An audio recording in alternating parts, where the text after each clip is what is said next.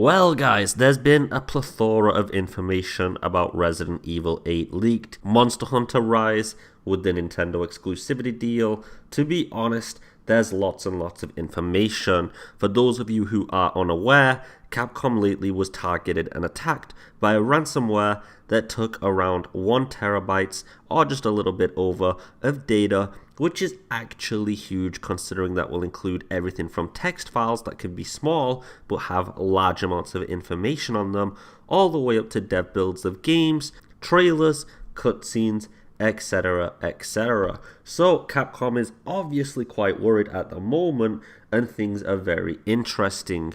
We're not really sure how Capcom is going to react to this, but I have been covering this in a few videos, so if you do want to watch those, you can get up to date. Now again, Capcom hasn't been commenting at all, not on any of their official platforms, nor have any of the community managers, staff, or anybody else made any public statement. I will say, however, obviously Capcom is quite aware of this. They are not sure exactly what to say to fans, and I just think we'll have to wait a little bit longer until we get an official statement. So today we're going to be talking about a few things. Now first off, this isn't really leak worthy, as anyone with any common sense could have assumed these next two facts, but we will be getting a trailer for a start, and that will be in January. At least it's confirmed, regardless of the fact that it's kind of obvious, but along with the trailer, we'll also get the ability to pre-order on the 15th, which again isn't really leak worthy, but at least you do have a cemented date for when you can pre-order the game, if that is going to be your decision. We don't know the contents of the trailer just yet, or at least I haven't found any leaked content on that, which means that it still must be in a little bit of production. However, the plan is to show off some of the PlayStation's proprietary technology rather than just a gameplay trailer or anything, so we'll have to wait to see what that exactly means, but I'm sure Sony and Capcom are working together to show something cool off here. So a lot of this will obviously happen in January anyway, and then there will be an online closed beta test, which probably is similar to how they did this for Resident Evil 2 and 3 and stuff using the Ambassador program. I'm not sure if you guys remember that, but if you guys sign up to the Ambassador program on ResidentEvil.net, depending on your location and how lucky you are, you might get some very exclusive opportunities like access to some of the Resident Evil beta test builds and things of that nature. Now, in February, we'll get a second making of video, which we already had one, and in March, we'll have an online beta test.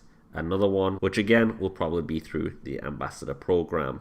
Now, we'll get a media preview after that, which is going to include B-roll footage. Just remember Resident Evil 7 and you'll understand that. We'll get some more gameplay videos, etc, etc. And then obviously, after that, we'll get a release date in April. Now, that's all fine and dandy, and that is interesting in itself. However, one of the most interesting parts about this is Resident Evil 7 is about to get an update. Well, I should say in a few months it's going to get an update, and this is going to try to help the marketing of Resident Evil 8. Now, considering that in Resident Evil 8 we do play as Ethan, I'm sure Resident Evil 7 is going to have some kind of additional content added towards it to bridge the gap between the two games, and I do think that's pretty cool from Capcom. And one does have to wonder what is going to be included in there. We might see this from a leak or not, but honestly, if you want to keep yourself blind to that kind of stuff, then I would advise you stay off of all social media platforms, as these leaks are kind of going everywhere. They're going all over Twitter and Discord servers and Facebook groups. Yeah, it's a wildfire out there. There's no stopping this, so if you are subscribed to a lot of these communities, just go AWOL if you want to remain spoiler free at this point. But again, I find it pretty interesting there's going to be an update to Resident Evil 7. It's not something that many developers do, and I have to commend Capcom a little bit for this. It's a little bit weird considering Resident Evil 2 and 3 never got any DLCs or anything of that kind. However, with Resident Evil 7, we did get an abundance of DLCs, and now that we're going to get another update, it kind of reminds me of when they updated the demo various times back in the beginning hour phase. So what do you guys think about all of this information, the marketing plan, also Resident Evil 7 getting an update, and the fact that there is just leaks coming out one after another. And again, this will not be the last wave. I'm expecting more within the coming days and weeks. Now with Resident Evil 7, I'm pretty curious as to how this is going to be marketed, because there's a few ways Capcom can do this. They can release it as an independent standalone game that is an addition to Resident Evil 7's lore, but for example, you would find it in Steam under its own category. And this would allow people who haven't actually got Resident Evil 7 to also experience this journey with us, and it would help marketing out. So that is one possibility. The other possibility, which is probably what Capcom is going to go with, is it's going to be an extended chapter that will more than likely be free, as it is for marketing after all, and it will probably be an after chapter after the ending of the game, and we're going to probably see this through Ethan, Mia, and Chris's perspective. However, again, at least I haven't seen any leaks that can confirm that part about how the additional content for RE7 will play out, so we'll just have to wait to see. But it is interesting again that Capcom is going down this route, and I'm just looking forward to that, to be honest. Now, Resident Evil 7's additional content will be arriving, as I said, in the coming months. So you'll just have to wait for that. And yeah, that's going to be the latest Resident Evil content that we get. I'm already seeing all the third-person perspective and fixed camera angle fanatics looking at me, looking at Capcom, looking at anyone that enjoys Resident Evil 7 and 8 with its first-person camera, and just giving us those evil eyes you see in horror movies. What do you want? But hey, who knows? There is a 1 in a billion chance that the DLC content that we're going to get, as well as Resident Evil 8, could be third person and fixed camera angles with an option to toggle between each camera, right? Wink wink, right?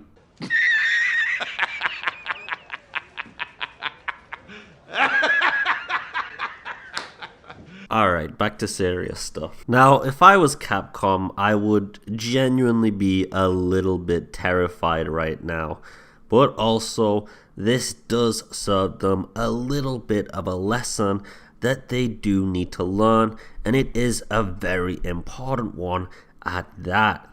And that is an age-old thing that most people know, and that is the best cure is prevention. And in this context, it means they should have had better cybersecurity and better systems in place to stop such an attack that has happened and such a breach on their systems. If they would have had something in place to stop this, they would have avoided this entire mess.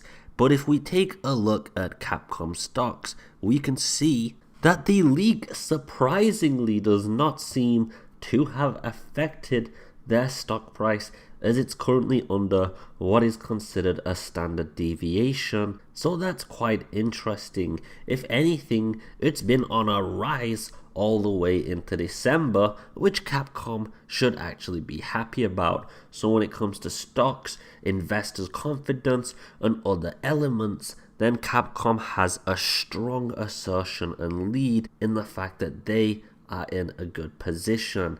Actually, if you look at the entire chart here, they're at the highest point since the company's creation, which is actually amazing. And I'm looking at this and thinking maybe they should accidentally, in quotation marks, leak a little bit more, to be honest. But looking at this, they're on an extensively good climb. Now, if you really want to grasp just how big that is, you can look at CD Projekt Red stock in comparison, and yeah, it is actually absolutely crazy. And this is what happens when you make good decisions versus bad decisions. And at least for now, Capcom is back on the right path with good decisions, it seems. And yeah, the stock prices are quite a reflection on that note. But also, Capcom is doing some interesting other maneuvers, as we know, such as releasing Resident Evil Infinite Darkness, a TV show that's live action, a movie reboot, and more things as well. But yeah, Let me know what your thoughts are about all of these topics in the comments below. Also, if you want to, you can follow me on Twitter to keep up to date. Nah, to be honest, all I do is just post crazy random bullshit over there, but you can follow me there anyway. If for any reason you are insane enough, you can also support the channel and all future content by donating on Patreon.